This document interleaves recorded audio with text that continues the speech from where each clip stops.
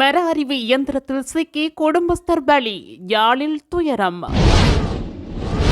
இலங்கையில் புதிய பரீட்சை ஆணையாளர் நியமனம், வெளியான முக்கிய தகவல்.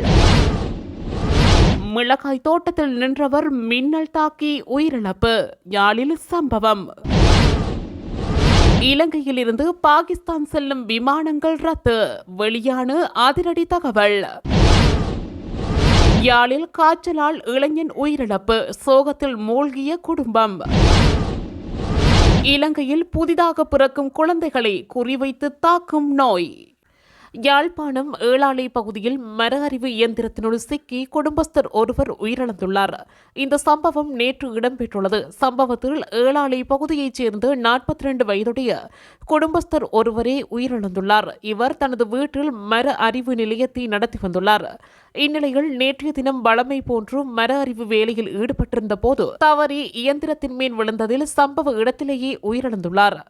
இலங்கை பரீட்சைகள் திணைக்களத்தின் புதிய பரீட்சை ஆணையாளராக சுபாசினி இந்திகா குமார் லியனகே உடனடியாக அமுலுக்கு வரும் வகையில் நியமிக்கப்பட்டுள்ளார். பரீட்சைகள் ஆணையாளராக பணியாற்றிய HJMCA ஜெயசுந்தரவின் பதவிக்காலம் மே 6, 2025 அன்று முடிவடைந்தது.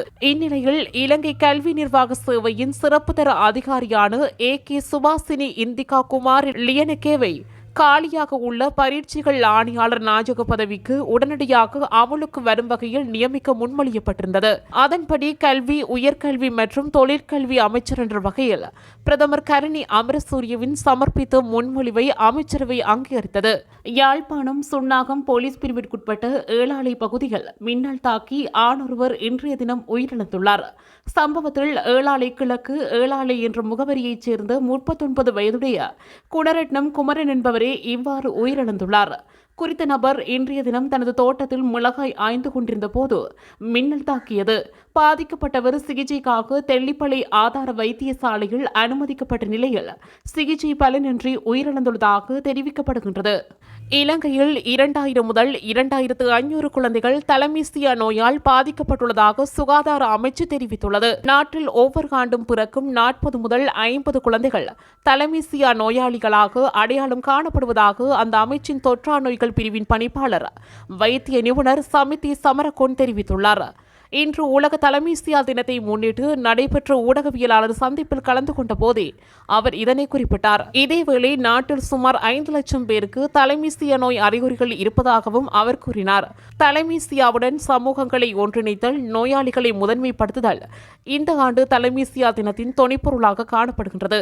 யாழ்ப்பாணம் பருத்தித்துறை பகுதியில் 4 நாட்களாக காய்ச்சலால் பீடிக்கப்பட்டிருந்த 21 வயது இளைஞர் ஒருவர் உயிரிழந்துள்ளார். உயிரிழந்தவர் கொழும்பில் உயர்கல்வி பயின்று வருபவர் என்றும் சமீபத்தில் யாழில் உள்ள தனது வீட்டுக்கு திரும்பியதும் நோயால் பாதிக்கப்பட்டதாக தெரிய வந்துள்ளது. புதன்கிழமை உடல்நிலை மோசமான நிலையில் பருத்தித்துறை ஆதார வைத்தியசாலைக்கு அழைத்துச் செல்லப்பட்ட போது அவர் உயிரிழந்துள்ளார். இவரது மரணத்திற்கு காரணமான நோய் இருப்பதை உறுதிப்படுத்த மருத்துவ நிபுணர்கள் அவரது உடற்கூறு மாதிரிகளை மேலதிக பரிசோதனைக்காக கொழும்புக்கு அனுப்பியுள்ளனர். பாதுகாப்பு காரணங்களுக்காக இலங்கையிலிருந்து பாகிஸ்தானில் லாகூருக்கு செல்லும் அனைத்து விமானங்களும் மறு அறிவித்தல் வரை இடைநிறுத்தப்பட்டுள்ளதாக ஸ்ரீலங்கன் ஏர்லைன்ஸ் அறிவித்துள்ளது.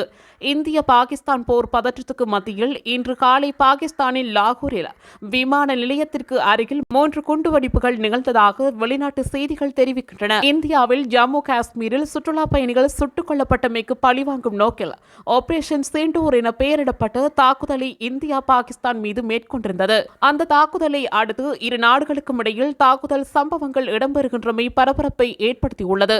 இதுபோன்ற செய்திகளை உடனுக்குடன் அறிந்து கொள்ள தமிழ் பிளஸ் யூடியூப் சேனலை மறக்காம சப்ஸ்கிரைப் பண்ணுங்க, கமெண்ட் பண்ணுங்க, ஷேர் பண்ணுங்க.